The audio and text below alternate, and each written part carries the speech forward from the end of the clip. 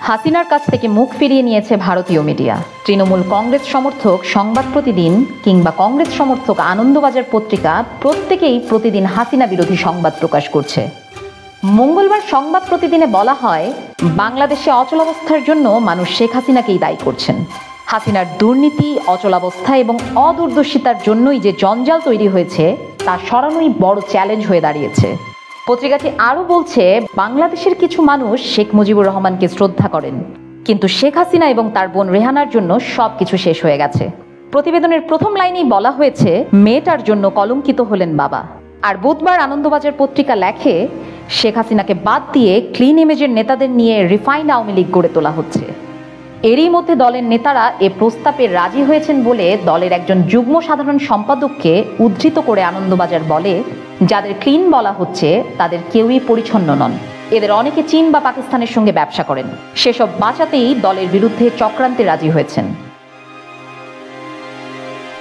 সংবাদ প্রতিদিনের প্রতিবেদক শীর্ষেন্দু চক্রবর্তী ঢাকায় বিভিন্ন শ্রেণী পেশার মানুষের সাথে কথা বলেন। পত্রিকাটি লিখেছে, শেখ হাসিনার শাসনকালের দুর্নীতি, অচলাবস্থার জন্য দলের নেতাকর্মীরাই আজ শেখ হাসিনার বিরুদ্ধে কথা বলছে। এদিকে আনন্দবাজারের প্রতিবেদক অনুমিত্র চট্টোপাধ্যায় লিখেছেন, আওয়ামী লীগের পরিচিত কিছু নেতা নেত্রীকে সামনে রেখে নব্য আওয়ামী লীগ বা পরিচ্ছন্ন আওয়ামী লীগকে বাজারে আনার একটি পরিকল্পনা বাংলাদেশের বেশ এগিয়েছে।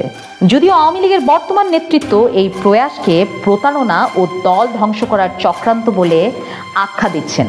পত্রিকাটি বলছে, কয়েকজন বিএনপি নেতা ও সেনা সমর্থিত ব্যবসায়ী নতুন আওয়ামী লীগ গঠনের প্রস্তাব দিচ্ছেন, আওয়ামী লীগের বর্তমান নেতৃত্ব অভিযোগ করেছে।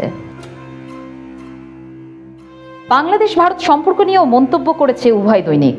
প্রতিবেশী ভারত ও পাকিস্তানের সাথে বাংলাদেশের সম্পর্ক নিয়ে তৃণমূল সমর্থক সংবাদ প্রতিদিন বলছে, ভারতের সাথে সম্পর্ক খারাপের পেছনে শেখ হাসিনা ও শেখ রেহানা দায়ী।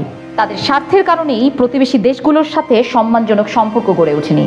তবে ডক্টর ইউনূসের নেতৃত্বাধীন অন্তর্বর্তী সরকার সব প্রতিবেশীর সাথেই সুসম্পর্ক তৈরির চেষ্টা করছেন।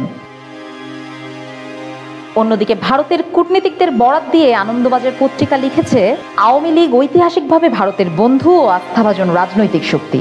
তার নেতৃত্বেও পাকিস্তান বান্ধবদের হাতে চলে গেলে ভারতের পক্ষে তা বিপর্যয়ের চেয়ে কম কিছু হবে না। বাংলাদেশে সংখ্যালঘু নির্যাতন নিয়ে আনন্দবাজার কিছু না লিখলেও সংবাদ প্রতিদিন বলছে, বাংলাদেশের হিন্দুরা ভারতীয় গণমাধ্যমকে বলেছেন, আওয়ামী লীগ বাংলাদেশের ধর্মীয় সংখ্যালঘুদের রাজনৈতিক ঢাল হিসেবে ব্যবহার করে দেশকে অস্থিতিশীল করার চেষ্টা করেছিল। অনেক ক্ষেত্রেই দেখা গেছে হিন্দু মন্দির ধ্বংসের পিছনে ছিল আওয়ামী লীগের হাত। তবে বর্তমান সরকার ও সেনাবাহিনীর কঠোর অবস্থানের কারণে পরিস্থিতি অপেক্ষাকৃত ভালো। বেশ কিছুদিন ধরে বিভিন্ন ভারতীয় গণমাধ্যমে বাংলাদেশ বিরোধী প্রচারণা চলছিল, কিন্তু সম্প্রতি ভারতীয় মিডিয়াতে ব্যাপকভাবে হাসিনা বিরোধী প্রতিবেদন ও সম্পাদকীয় প্রকাশিত হচ্ছে। বিশ্লেষকদের অনেকে বলছেন, শেষ পর্যন্ত ভারতও তাহলে হাসিনার দিক থেকে মুখ ফিরিয়ে নিল।